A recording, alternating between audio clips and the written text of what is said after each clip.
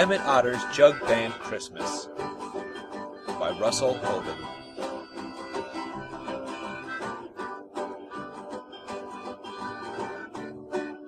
This story is read by Jeff Lange. Christmas was coming, and it was coming fast. It was coming to the towns where the houses huddled with their cozy windows shining in the winter dusk. It was coming to the countryside, where the snow lay drifted up against the barns, and the firewood was all stacked beside the houses. And it was coming to the river, and the little run-down place where Emmet Otter and his mother lived, near Frogtown Hollow. Christmas was coming, and money was more scarce than ever. Emmet Otter's father had passed away, and his mother, to make ends meet, took in washing. There was no electricity out in Frogtown Hollow, and Mrs. Otter did her washing with a washboard and a washtub, all by hand. Emmet rode up and down the river from Turtle Bend to Ostry Point, picking up the laundry that Ma's customers left on the boat landings, and he delivered it when it was done. Emmet hauled the water, and he did the chores. He cut the firewood, and he stacked it.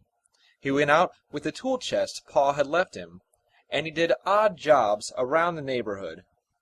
Every day he went out fishing, so there was always something on the table, and between the two of them, Emmet and his mother paid the rent and scraped along somehow. But it was always hard going, and this year was harder than ever. The crops hadn't been any good. The sawmill down at the river had been slow, and many animals were out of work. Housewives, who used to give the wash to Mrs. Otter, were doing it themselves.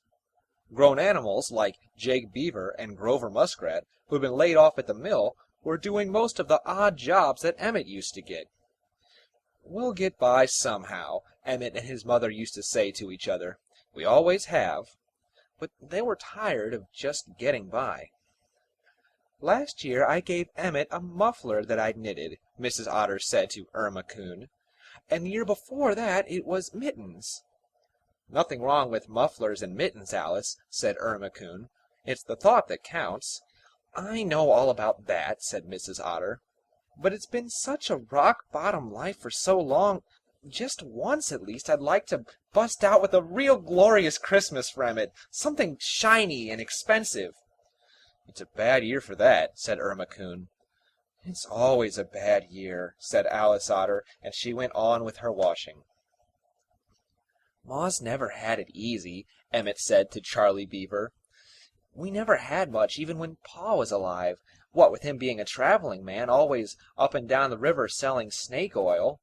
He'd be gone for weeks on end sometimes, and when he did show up finally, he never made much money. Ma never complained, though. She said if Pa was willing to take a chance on snake oil, she was willing to take a chance on him. I just wish I could fix it so she didn't have to do any more washing. If I can't do that, at least I'd like to give her one real good Christmas." "There's no odd jobs this year," said Charlie. "I can't make a nickel, and my sisters aren't having any luck with Christmas cards or cookies either. Maybe it will be a better Christmas next year." "Some year it's got to be this year," said Emmet.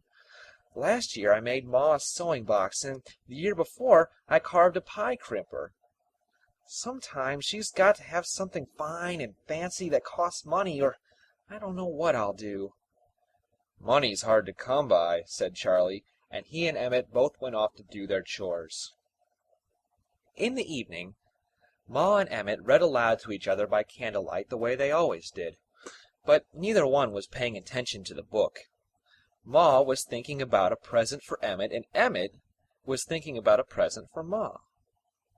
After they finished reading, Ma and Emmet sang together. They sang "Down the Slide with Dora," "Swimming Nellie Home," "The Bathing Suit That Grandma Otter Wore," "We'll Go Fishing in the Moonlight," and ended up with their favorite song, "A Mess of Mama's Barbecue."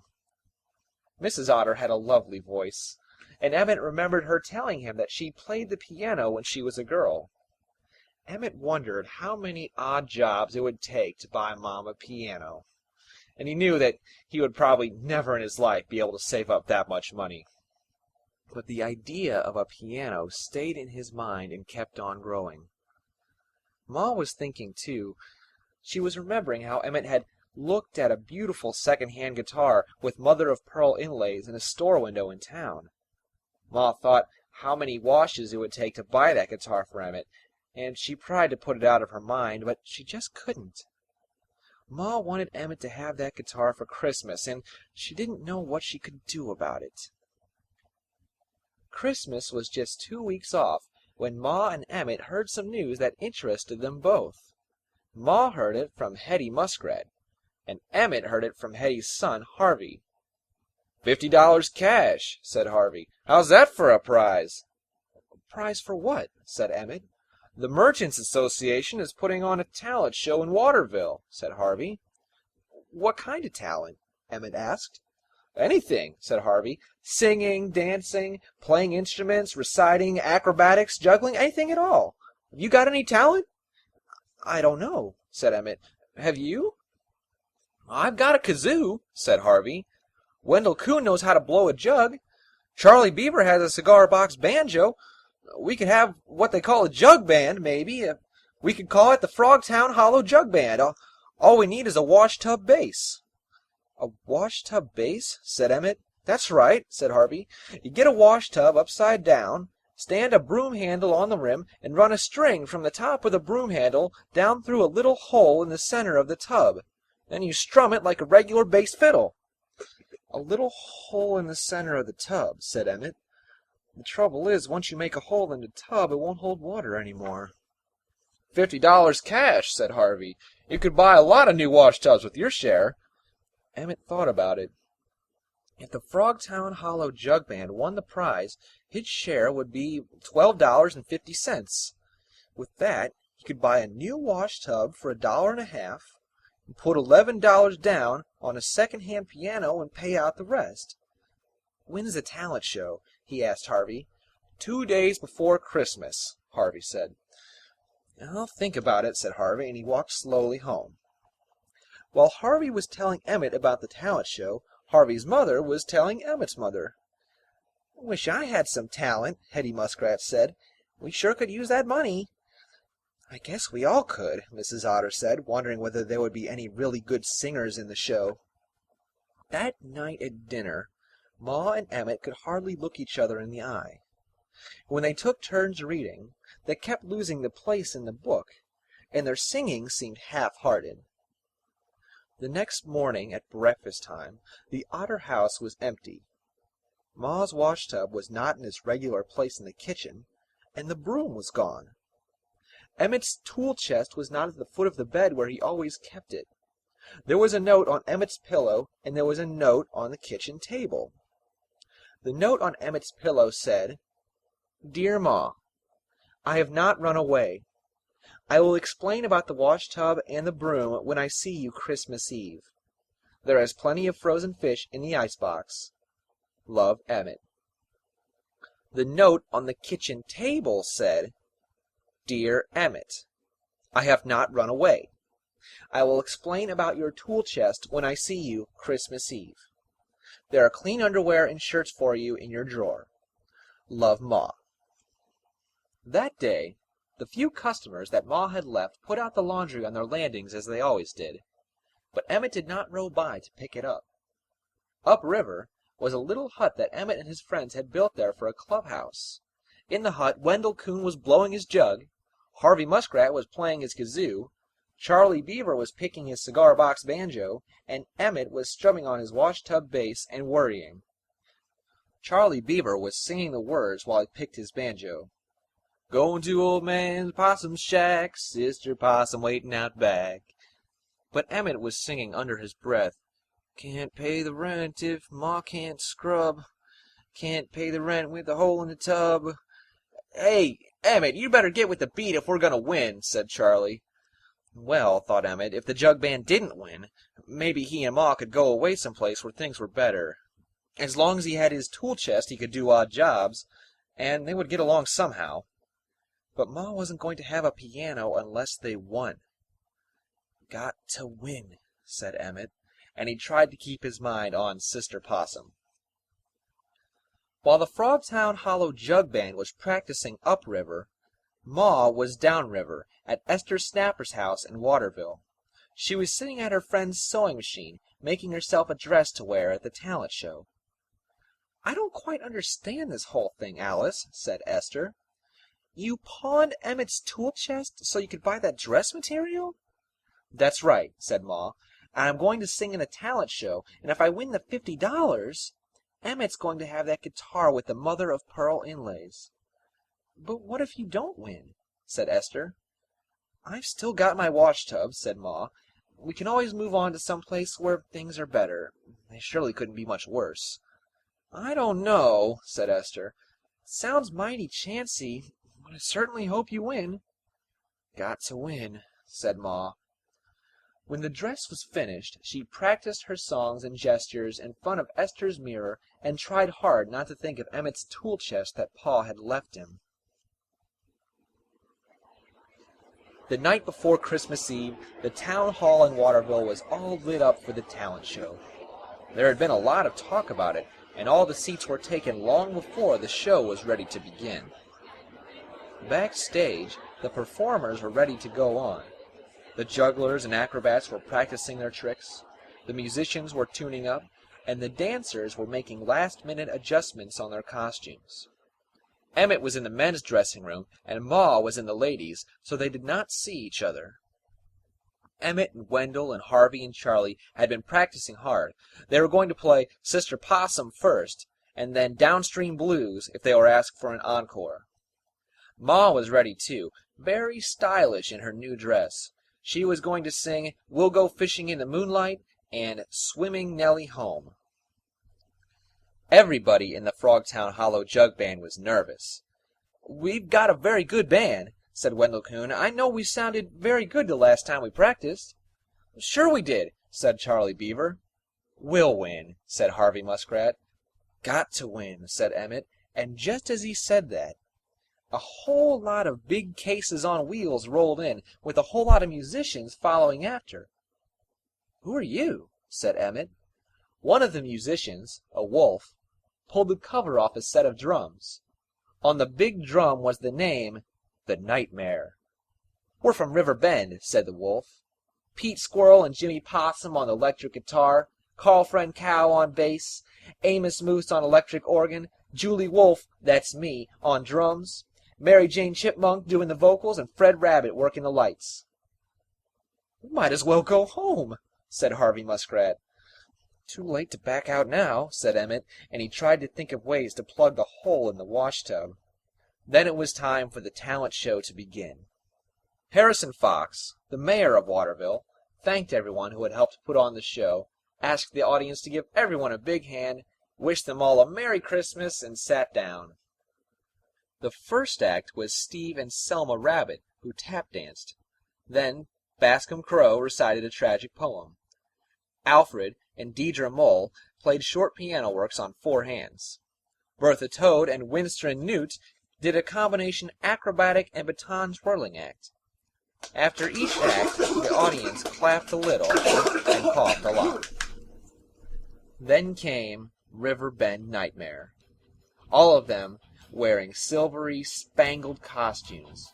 They played a song called River Bottom Rock, and while they played, the colored lights were making designs and patterns that jumped and shook and streaked like lightning on the walls and ceiling. The music roared and crashed and rattled windows all over town, while Mary Jane Chipmunk moaned and hollered and screamed into the microphone. When they were finished, the audience clapped and clapped for them to do an encore, and for their encore, Riverbend Nightmare did Swampland Stone. The music roared and the lights flashed and the windows rattled again, and when the clapping finally died down, a silence filled the town hall like water filling up a boat with a big hole in the bottom. Ma sang her song next, and it was like a whisper far away that nobody could hear. Then came the Frogtown Hollow Jug Band, and when Emmet and Harvey and Wendell and Charlie played their music, it didn't seem to make any more of a sound than crickets and night peepers. There were a few more acts. Somebody juggled and somebody else did magic tricks. Then the judges gave the $50 cash prize to the River Bend Nightmare, and wished everybody else a Merry Christmas, and they all went home. Ma and the Frogtown Hollow Jug Band were left by themselves, standing in the street outside the town hall. "Did you get my note?" said Ma to Emmet. "No," said Emmet. "Did you get mine?" "No," said Ma. So they explained to each other about the wash-tub and the broom and the tool-chest. Then they left the lights of the town behind them. They all went down to the river and started walking home on the ice. "Well," said Ma, "we took a chance and we lost. That's how it goes." "That's how it goes," said Emmet. "It isn't going to be much of a Christmas for us this year," said Ma. "I was hoping to get you that guitar you liked." "I was thinking of a piano for you," said Emmet. "I guess I ought to feel pretty bad," said Ma, "but the funny thing is I don't. I feel pretty good." "So do I," said Emmet. "I don't know why, but I do." Harvey Muskrat took his kazoo out of his pocket and began to play Sister Possum softly as they walked. "That's a nice little tune," said Ma. "How do the words go?" Charlie Beaver sang it for her. Then Ma sang. "Going to Old Man Possum's shack, Sister Possum waiting out back." Then they all joined in on the chorus. "Rowing on the river, rowing on the water, going to dance the whole night long with Old Man Possum's daughter." "Let's try it with the whole band playing," said Ma. They were passing Doc Bullfrog's Riverside Rest and stopped by the boat landing. Up above them, in the lighted windows, they could see everyone having a good time, and they could hear the clatter of dishes, the tinkle of glasses, and the sound of laughter. Harvey played his kazoo. Wendell blew his jug. Charlie picked his cigar-box banjo. Emmet strummed his bass, and Ma sang as they all came on strong with Sister Possum. The music took off into the cold, clear air over the frozen river, and for a while they forgot the hard year they had had and the poor Christmas they could look forward to. Nobody noticed that the doors of the Riverside Rest had opened and Doc Bullfrog and his customers were listening. "That's a mighty cheerful sound," said Doc Bullfrog as he came down to the boat landing. "That's a real down-home kind of sound. What do you call your group?" "Ma Otter and the Frogtown Hollow Boys," said Emmet. "That's a good name, too," said Doc Bullfrog. "How'd you like to play regular at the Riverside Rest?"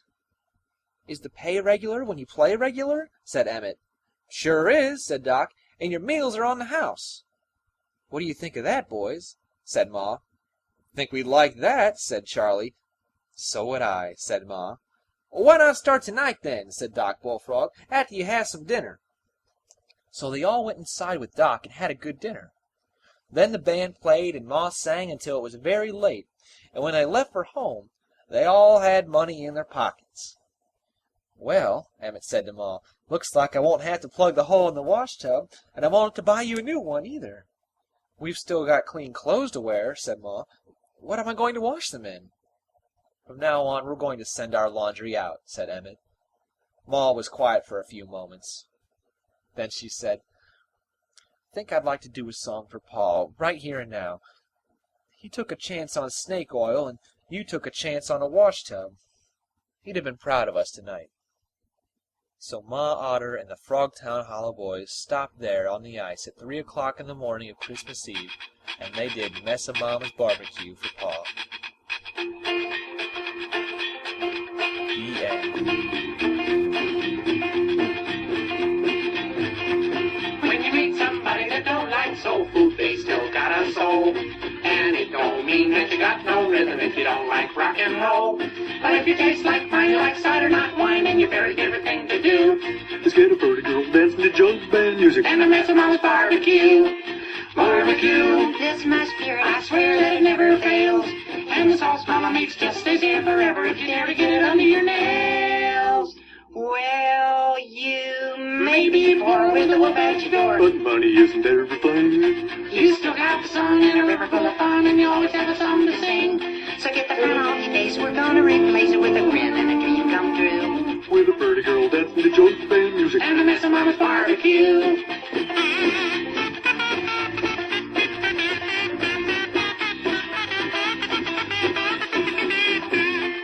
Barbecue, This my spirit, I swear that it never fails. And the sauce Mama makes just stays there forever if you dare to get it under your nails. so your face. We're gonna replace it with a grin and a dream come true. With a pretty girl dancing to jug band music. And a mess of mama's barbecue. That's a pretty girl dancing to jug band music. And a mess of mama's barbecue. Mess of mama's barbecue. Mess of mama's barbecue. A mess of mama's barbecue.